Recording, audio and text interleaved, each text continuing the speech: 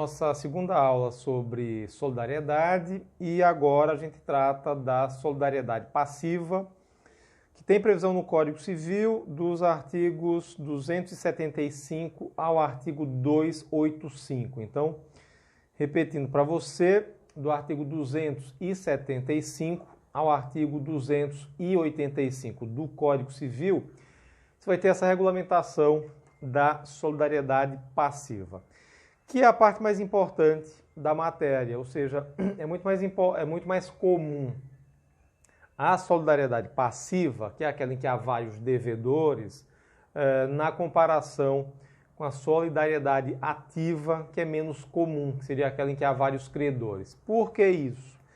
Porque para pensar uma coisa, ó, uma hipótese de solidariedade ativa, então é uma dívida, sei lá, de 10 mil reais, e aí são 5 credores e um devedor só. Por que essa hipótese é menos comum? Porque ela não é vantajosa. Porque o credor, digamos assim, ele teria o risco de levar 2 calotes aí. Se liga, são 5 credores, um devedor. Então, quando eu falo risco duplicado de calote, por quê? Porque primeiro é possível que o devedor não pague, o cara quebrou, ou o cara é mal pagador.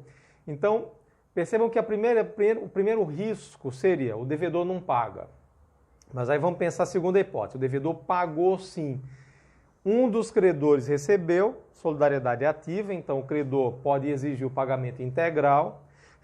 Só que aí, vamos pensar o seguinte, esse credor que recebeu, ele é desonesto, e aí o cara some com a grana. Então, os demais credores tiveram um risco duplicado de calote, que seria o devedor não pagar e 2, o credor que recebeu não repassar a parte dos demais. É por isso que a solidariedade ativa é muito rara, é muito incomum.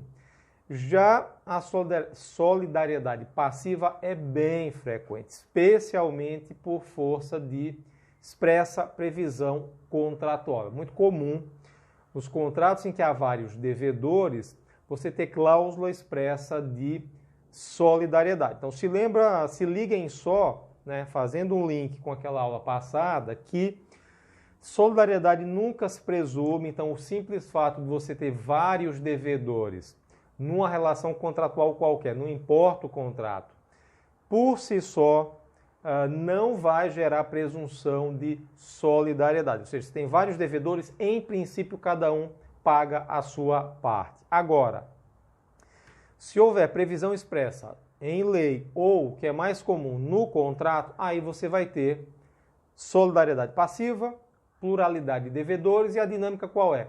Se são vários devedores numa relação como essa, cada devedor poderá ser acionado para efetuar o pagamento da dívida inteira. Então, para pensar no quão vantajoso essa relação o quão vantajosa essa relação é para o credor. É por isso que a solidariedade passiva é mais comum. Porque se o cara tem, numa relação qualquer, uma dívida de 100 mil reais, eu tenho 5 devedores, um credor. Se o credor pode acionar cada devedor para efetuar o pagamento integral da dívida, significa que esse credor vai ter 5 chances de receber esse pagamento. Porque a ideia é, eu tenho uma comunhão entre os devedores. Essa dívida é comum a todos eles e o principal, em princípio, grosso modo, esse credor vai poder acionar ou os devedores conjuntamente ou apenas um deles ou vários deles separadamente para exigir o pagamento sempre integral, se o credor quiser. Então, quer dizer, eu acionei um devedor para cobrar os 100 mil. O cara não pagou, atrasou tal, eu posso acionar o segundo. E se esse segundo não pagar, eu posso acionar o terceiro. Então, quer dizer, as chances que eu vou ter, credor, de receber esse pagamento vão sendo multiplicadas. É por isso que essa solidariedade passiva é tão comum e é por isso que ela é tão vantajosa ao credor. Beleza? Vamos para o Código Civil, artigo 275, que prevê o seguinte: o credor tem direito a exigir e receber de um ou de alguns dos devedores, parcial ou totalmente, a dívida comum. Se o pagamento tiver sido parcial, todos os demais devedores continuam obrigados solidariamente pelo resto. Então, vamos embora. Esse 275, o que é que ele traz para a gente? Ele traz uma regra geral, tá? A regra geral é, são vários devedores, o credor pode acionar todos conjuntamente ou um deles apenas ou vários para exigir o pagamento integral. Percebam que a exigibilidade do pagamento integral é um direito que tem o credor. Sendo um direito dele, ele pode exercer como quiser, desde que, obviamente, respeite os limites da lei. Então, quais as possibilidades aí? Primeira, o credor, ele acionou um dos devedores para esse cara fazer o pagamento integral. O devedor fez o pagamento integralmente, ele pagou toda a dívida, agora esse devedor se volta contra os demais para exigir de cada um a sua respectiva parte no pagamento. Então, de novo, a gente retoma aquela conversa nossa da necessária distinção entre a análise da relação no plano externo, ou seja, relação entre devedores e credor, e aí que está a solidariedade, né? Porque nesse caso, cada devedor pode ser acionado para pagar tudo, só que esse cara, quando paga toda a dívida, agora eu tenho uma análise dessa relação no plano interno, ou seja, o devedor que pagou tudo pode se voltar contra os demais para exigir de cada um o que foi pago por ele. Só que aí vai haver, obviamente, o rateio, né? O devedor que pagou tudo cobra de cada um dos demais co-devedores internamente apenas a parte de cada um. Então, vamos fazer essa distinção entre o aspecto externo, que é onde está a solidariedade, do aspecto interno dessa relação. Mas vamos voltar para o 275 aqui. A primeira hipótese, então, é aquela em que o devedor foi acionado e efetuou o pagamento integral da dívida. Será que vai ser sempre assim? O credor, será que ele estaria meio que obrigado a fazer isso? E a resposta é não, porque, de novo, é um direito dele, do credor, exigir daquele devedor o pagamento integral, mas há algumas possibilidades aí. É direito do credor, então ele tem um espaço aí para manobrar, para escolher. Então percebam, ele poderia, vamos voltar para o exemplo que a gente começou essa conversa. 5 devedores, uma dívida de 100 mil reais, um credor só. Esse credor poderia ter acionado 3 devedores simultaneamente. Os 3 pagam, aí eles se voltam contra os demais, contra os outros 2, para exigir o que foi pago a mais. Beleza. Esse credor poderia ainda, isso está previsto no 275, ele pode exigir o pagamento parcial da dívida. O que é que significa isso? São 5 devedores. O montante da dívida de 100 mil reais. Esse credor, num belo dia, ele diz, olha, vou fazer o seguinte, eu vou acionar o devedor X, o primeiro devedor, mas eu vou cobrar dele apenas 20 mil reais. Então, percebam, foi uma opção do credor. Se ele quisesse cobrar os 100 mil integralmente, ele poderia, mas ele fez a escolha de exigir daquele devedor apenas a parte dele. O credor pode fazer isso? Pode fazer isso. Então, dívida de 100 mil, ele acionou o devedor que pagou 20 mil apenas, o credor dá a quitação, ou seja, a parte daquele devedor foi paga. A partir de agora, percebam, para os demais devedores, a dívida continua, só que, obviamente, descontando-se aquilo que foi pago. A dívida era de 100 mil, agora é de apenas 80 mil, porque vai ser descontado o pagamento parcial feito por um dos devedores, 20 mil. Nós temos agora 4 devedores que estão obrigados, só que agora pelo pagamento de 80 mil e em relação aos demais devedores, continua a solidariedade. Beleza? Então, perceba que o credor poderá acionar os demais devedores, podendo cobrar de cada um deles agora os 80 mil, descontando-se o que foi pago. Então, resumindo, sim, é possível haver o pagamento parcial, mas é uma escolha do credor. Se houver pagamento parcial, tem que ser descontado, claro, do montante da dívida e os demais devedores continuam obrigados pelo restante do débito. Beleza? Uma questão também importante, interessante para a gente considerar é o seguinte: para pensar uma coisa. Numa situação como essa, em que o credor ele decidiu exigir daquele devedor não a dívida toda, mas somente 20 mil, juridicamente falando, o que é que aconteceu aí? Houve a renúncia, mas a renúncia é da solidariedade. Então percebam que o credor ele não abriu mão do pagamento, mas ele abriu mão do direito que ele tinha naquela relação solidária, que era de cobrar o pagamento integral. Isso o credor pode fazer, como eu já disse antes, ou seja, ele renuncia não ao pagamento, mas ele renuncia à solidariedade, que é o direito de exigir o pagamento integral do devedor. A gente tem essa previsão aqui no artigo 282, né? O credor pode renunciar à solidariedade em favor de alguns ou de todos os devedores. Quer dizer, se o credor quiser, poderá cobrar apenas a parte de cada devedor, mas é um direito dele, ele pode fazer isso, mas ele não estaria, obviamente, obrigado. Então, se liguem numa coisa, nesse exemplo com o qual a gente está trabalhando, o credor renunciou à solidariedade, ele renunciou ao direito de exigir o pagamento integral da dívida. Essa é uma hipótese. Porém, estaria ainda na esfera de poder do credor não só renunciar à solidariedade, mas renunciar ao próprio crédito. É um direito dele.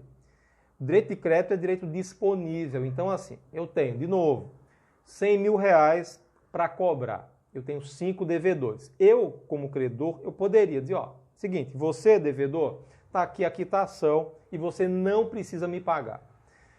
Percebam que eu estou trabalhando agora com uma hipótese diferente daquela hipótese anterior à qual eu me referia. Quer dizer, não é que eu estou aceitando o pagamento parcial daquele devedor. Isso é renunciar à solidariedade. É que eu nem quero receber daquele devedor. Eu estou abrindo mão de receber a parte dele. Posso fazer isso? Posso fazer isso. Problema nenhum. Eu só estou destacando que essa é uma outra hipótese e agora eu estou tratando de renúncia ao próprio crédito. Estou perdoando o devedor. Está aqui, termo de quitação, não precisa pagar nada. No caso concreto, esse devedor estaria, em relação a ele, a obrigação acaba, ele está isento de responsabilidade, não precisa pagar mais nada. Agora, em relação aos demais, a obrigação continua, mas, de novo, descontando-se a parte daquele devedor que o credor optou em perdoar. Não quero receber os teus 20 mil, beleza, desconta do total, continua a obrigação para os demais co-devedores que continuam solidariamente obrigados pelo valor restante, agora não mais de 100 mil, mas sim de 80 mil reais. Beleza? Vamos seguindo. Vamos analisar aqui alguns efeitos jurídicos da solidariedade. Tá? Então vamos seguindo aqui o Código Civil para ver em relação à defesa do devedor, a questão da morte de um dos codevedores, como é que fica isso, de certa forma, repetir um pouquinho aquela dinâmica que a gente conversou na solidariedade ativa, só que agora aplicando quando, na hipótese de nós termos vários codevedores. Solidariedade passiva. Então, vamos analisar a previsão do artigo 281 do Código Civil, que trata, de novo, da questão da defesa do devedor, né? O devedor demandado pode opor ao credor as exceções que lhe forem pessoais e as comuns a todos, não lhe aproveitando as exceções pessoais a outro codevedor. Então, volta lá, se você não viu o vídeo sobre solidariedade ativa, a gente tratou desse tema, só que óbvio lá numa outra perspectiva. O código chama aqui de exceção, está no artigo 281. O que é a exceção? É a defesa. Então, vamos parar para pensar. Eu tenho vários devedores e aí o credor aciona, por exemplo, aciona judicialmente um deles, cobrando o total da dívida. A questão é, esse devedor que foi acionado a pagar, ele poderia apresentar alguma exceção, usando a expressão do 281, dizendo de outra forma, esse devedor poderia apresentar alguma defesa, né, em vista ou em face dessa cobrança que está sendo feita pelo credor, e a gente sabe que as defesas são de duas espécies, né?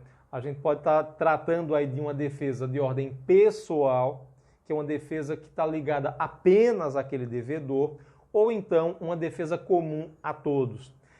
Cada devedor poderá utilizar em seu favor de uma defesa pessoal a ele próprio, específica ou relativa a ele próprio, ou uma defesa comum a todos.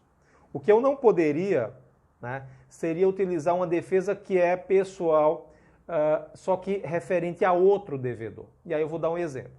Defesa pessoal é aquela que é específica ou relativa apenas àquele sujeito. Seria o caso de, no momento em que eu sou acionado para pagar, eu eventualmente alegar que esse contrato é viciado, em relação a mim, pelo menos, porque no momento em que eu assinei o contrato eu era incapaz, civilmente incapaz. Percebam, essa alegação é de natureza pessoal. Se você pegar 5 devedores, 4 capazes e só aquele devedor, co-devedor, civilmente incapaz, somente ele poderia utilizar essa linha de defesa, os demais não. E, obviamente, se essa defesa prosperar, o contrato será invalidado apenas em relação a esse devedor. Para os demais, continua a obrigação. Então, a defesa pessoal pode ser utilizada, mas, obviamente, apenas por aquele devedor especificamente. Agora, uma defesa que é comum a todos, uma própria expressão já indica, poderia ser utilizada por todos os codevedores. Exemplo, um vício de forma no contrato. É um contrato que a lei exige escritura pública e o contrato não foi celebrado por meio desse instrumento, foi por instrumento particular. Percebam, essa é uma defesa comum, porque no momento em que um devedor, um dos devedores argumenta, olha, o contrato está viciado, ele é nulo, porque não respeitou uma das exigências legais, o vício de forma não tem como alegar só para mim. Isso vai, obviamente, essa defesa ela é comum, ela diz respeito a todos os devedores. Portanto, no momento em que eu eventualmente invoco essa defesa, os demais devedores vão se beneficiar. Se eu invoco uma defesa pessoal, apenas eu irei me beneficiar e, obviamente, eu não poderia, em meu favor, utilizar uma defesa pessoal de outro co-devedor. Tá? Essa é a previsão do artigo 281. Previsão do artigo 277, já comentei com vocês, né, que o Código Civil permite o pagamento parcial feito por um dos devedores, né, o credor pode aceitar o pagamento só daquele devedor, o que significa na prática que aquele devedor, que o credor está abrindo mão, né, da solidariedade, está perdoando, né, está renunciando à solidariedade, mas apenas em relação àquele devedor, ou seja, eu quero receber o pagamento daquele devedor, não abro mão do crédito, mas não vou cobrar dele o pagamento integral. Essa previsão você vê no Código Civil cumulativamente, né, artigo 277 e artigo 282, beleza? Questão da responsabilidade civil, a gente tem essa previsão no artigo 279. Impossibilitando-se a prestação por culpa de um dos devedores solidários, subsiste para todos o encargo de pagar o equivalente, mas pelas perdas e danos só responde o culpado. Então, numa obrigação solidária, nesse exemplo, né, pagamento de 100 mil reais, suponha que no vencimento o pagamento não é realizado. Então, o credor ingressa em juízo, vai exigir o pagamento do principal e mais perdas e danos. No contexto do não cumprimento de uma obrigação solidária quando há vários devedores. Nesse contexto, a solidariedade acaba, ela termina, ela é extinta no contexto do inadimplemento? E a resposta é não, né? Essa é a previsão expressa do 279, de modo que, se houver o não cumprimento da prestação, se a gente está na perspectiva, né, do inadimplemento contratual, mas todos os devedores permanecem solidariamente obrigados, mesmo que eles estejam em atraso quanto ao pagamento. Se a gente estiver diante do não cumprimento da obrigação, a solidariedade permanece. O credor continua no direito de exigir a prestação integralmente em todos eles. Você só precisa se ligar numa coisa, tá? O dever de cumprir com a prestação, ele permanece, ele continua de forma solidária. O que é pessoal é a obrigação de pagar as perdas e danos, que aí, por ter natureza de sanção, ela vai ter natureza pessoal. Portanto, se a gente está diante de um contrato que não foi cumprido, a dívida continua solidária a todos os devedores. Mas se ficar demonstrado que, olha, o não pagamento se deu por culpa somente de um deles, o pagamento da multa ou dos juros, que tem natureza de sanção de perdas e danos, aí obrigará apenas aquele devedor que deu causa ao descumprimento. Então não vamos confundir a prestação com a multa, porque a multa tem natureza de perdas e danos e, portanto, só vai obrigar o devedor que deu causa ao não cumprimento do contrato, beleza? Seguindo aqui, ó, para a gente ir finalizando. Duas questões finais que eu quero tratar com você. Primeiro, a previsão do artigo 276. Se um dos devedores solidários falecer deixando herdeiros, nenhum destes será obrigado a pagar senão a cota que corresponder ao seu quinhão hereditário, salvo se a obrigação for indivisível. Previsão do 276. Então a questão é a seguinte, voltando para esse exemplo com o qual a gente estava trabalhando. Então a gente tem 5 devedores, é uma dívida de R$100 mil, essa obrigação é solidária, e aí eu tenho um credor só. Imaginar o seguinte, o contrato está firmado, né? Mas aí antes do vencimento da obrigação, da prestação, um dos devedores solidários morre e ele deixa um filho, que é o único herdeiro que ele deixou. A questão que fica para você analisar é se, nesse exemplo, em que ficam os 4 devedores sobreviventes e mais o herdeiro daquele devedor que faleceu, em relação a esse herdeiro, ele vai poder ser acionado para pagar o que exatamente? Né? A obrigação, ela prevalece de forma solidária em relação a ele.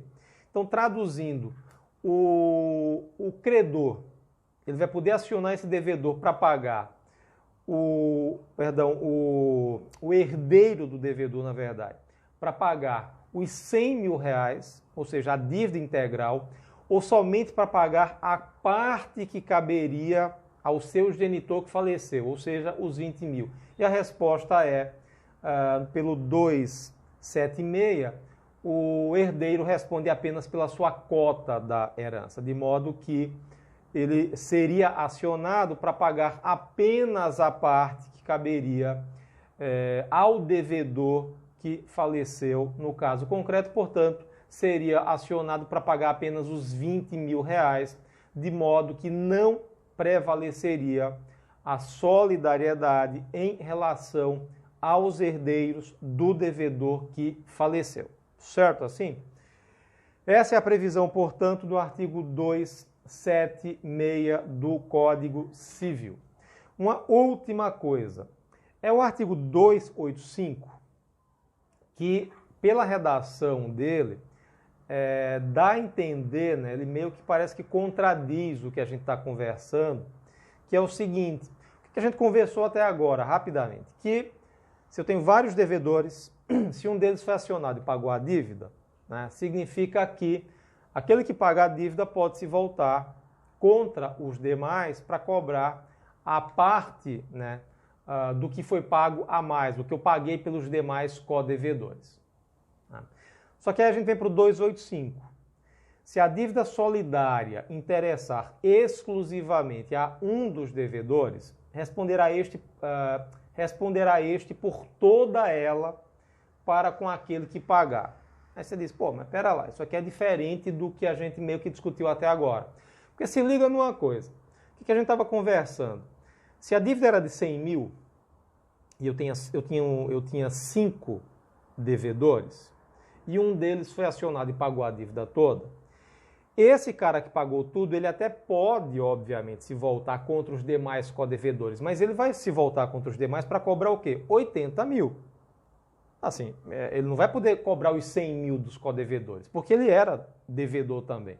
Então ele vai descontar, obviamente, a parte dele, né? Ele pagou os 100 mil, só que agora no plano interno ele desconta a parte dele, cobra dos demais somente as respectivas partes de cada um. Então vai cobrar 80 mil. Só que o 285 está trazendo uma hipótese em que aquele devedor que fez o pagamento, ele poderia cobrar do outro devedor todo o montante pago, né? Ele vai poder cobrar, responder a este por toda ela.